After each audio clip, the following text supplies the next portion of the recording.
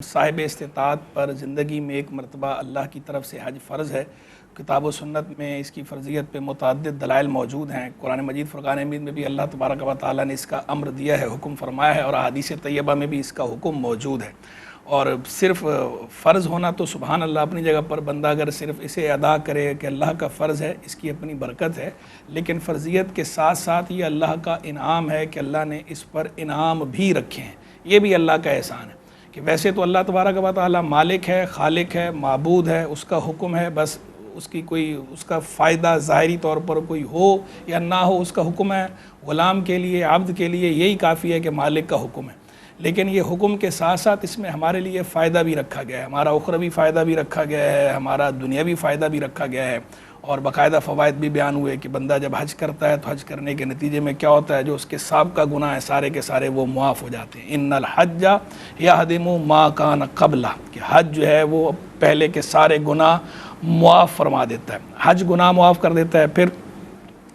حضور جان عالم صلی اللہ تعالی علیہ وآلہ وسلم نے فرمایا، یہ بھی اللہ کے محبوب کا ہی فرمان تھا، اللہ کے محبوب نے فرمایا، حضرت عمرو بن عاص رضی اللہ تعالیٰ عنہ جب وہ اسلام لائے تھے تو اس وقت بیعت لیتے ہوئے آپ نے انہیں یہ بات فرمائی تھی کہ حج جو ہے وہ ما قبل کے گناہ معاف کر دیتا ہے۔ پھر جو ہے وہ اللہ کے محبوب علیہ السلام نے فرمایا دوسری جگہ، یہ بھی بخاری مسلم کی حدیث ہے، جب آپ نے فرمایا من حج للہ فلم یرفس ولم یفسق رجع کیوم ولدتہ امہ، کہ جو اللہ کے لیے حج کرے اس میں کوئی بری بات نہ کرے، کوئی بے حیائی کی بات نہ کرے، یعنی جو اس کا ڈیکورم ہے حج کا اسے ملوز رکھے، تو وہ ایسے لوٹے گا جیسے اس دن جس دن اسے اس کی ماں نے جنا تھا، یعنی بالکل نیٹ اینڈ کلین ہو گیا، اس کے سارے گناہ جو ہے وہ معاف کر دیے گئے۔ سبحان اللہ۔ عمرے کے لیے جہاں فرمایا کہ ایک عمرہ جو ہے وہ دوسرے عمرے تک اس کے بیچ میں جو گناہ ہوتے ہیں ان کے لیے کفارہ ہے، العمرہ الی العمرہ کفارہ لما بینہما۔ پھر آگے حج کی بات کی تو کیا فرمایا، والحج المبرور لیس لہ جزاء الا الجنہ، اور جو حج مبرور ہے، مقبول حج ہے، اس کی جزا تو جنت ہی ہے، یعنی بندہ حج کرے گا، اللہ قبول کرے گا تو اللہ اسے جنت میں داخل فرمائے گا، جنت نصیب ہوگی۔ تو یہ جو ہے وہ حج کے اہمیت، حج کی جو فرضیت وہ تو اپنی جگہ پر ہے ہی صحیح، فرض ہونے کے ساتھ ساتھ اس کے اندر یہ فائدہ بھی اللہ نے ہمارے لیے رکھا ہے، سراسر اپنا ہی بندے کا فائدہ ہے۔ تو اللہ کے حکم پہ لبیک کہتے ہوئے بندے کو حج ضرور کرنا چاہیے جس پر حج فرض ہو چکا ہے، اور اس میں تاخیر نہیں کرنی چاہیے۔ بے عذر شرعی کوئی اگر تاخیر کرتا ہے تو تاخیر کرنا بھی گناہ ہے۔ ہمارے نزدیک فقہ حنفی میں اس کا حکم یہی ہے کہ حج میں تاخیر کی اجازت نہیں ہے، اگر بے عذر شرعی تاخیر کرے گا گناہ گار ہوگا۔ رہ گئی بات دوسری جو ہے وہ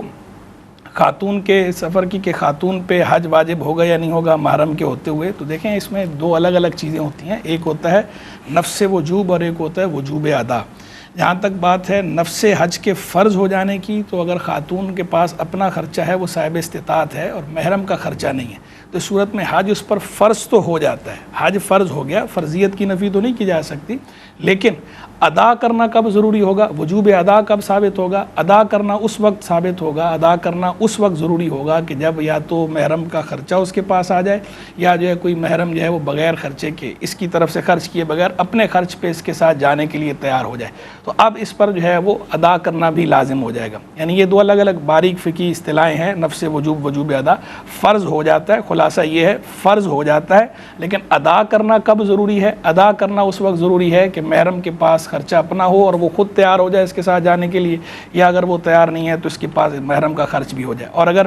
محرم کا خرچ نہیں ہوتا اس کے پاس اور محرم خود بھی جانے کے لیے تیار نہیں ہے اور وقت آخر آ گیا ہے، تو اب اس پر جو ہے وہ وصیت کرنا لازم ہے، حج بدل کی ضروری ہے کہ وصیت کر کے جائے حج بدل کی۔ اور یہ رکھا کس لیے گیا ہے، اصل میں محرم کا معاملہ خاتون کے سفر کے لیے، اس میں خاتون ہی کی حفاظت ہے، خاتون کی پروٹیکشن کے لیے، اس کے تحفظ کے لیے شریعت نے یہ حکم دیا ہے کہ خاتون جو سفر ہے وہ بغیر محرم کے نہیں کر سکتی شرعی سفر، تو چاہے وہ حج کا سفر ہو یا حج کے سوا کا ہو۔ ویسے یہ کوئی الگ سے حج کے لیے بطور خاص نہیں ہے، اصل میں یہ سفر کے لیے، یہی وجہ ہے کہ کوئی خاتون اگر مکہ مکرمہ میں ہی رہتی ہو تو اس کے لیے کوئی محرم کا ہونا ضروری نہیں ہے، کیونکہ اس نے سفر کرنا ہی نہیں ہے، شرعی سفر جب اس نے نہیں کرنا تو اس پر جو ہے وہ کوئی لازم نہیں ہے۔ تو یہ اصل میں بنیادی طور پر تو لازم ہے سفر کے لیے، تو سفر جو ہے وہ تقریباً